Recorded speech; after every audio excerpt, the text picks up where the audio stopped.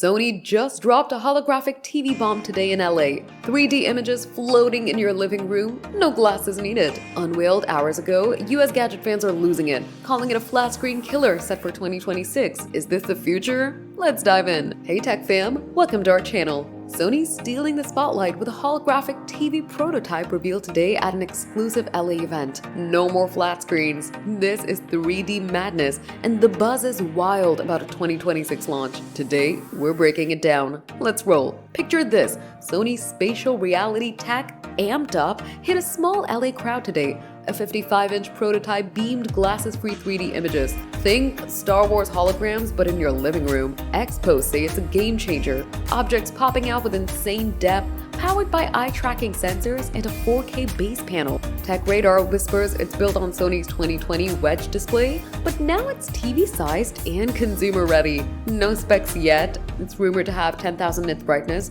but US gadget lovers are drooling, saying, "This is my 2026 upgrade." Sony's teasing a living room revolution to rival Samsung's OLEDs and LG's micro LEDs. And the catch? It's a prototype. Production's eyed for 2026, maybe $5,000 to $7,000. XBuzz says flat screens are dead.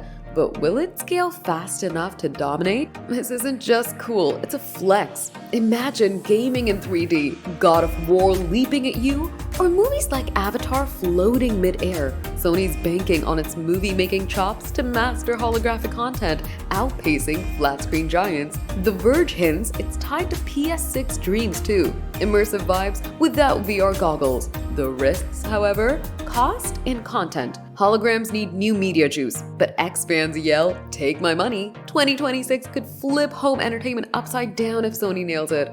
This is next level living room magic. Holographic TV, hype or flop? Drop your take in the comments.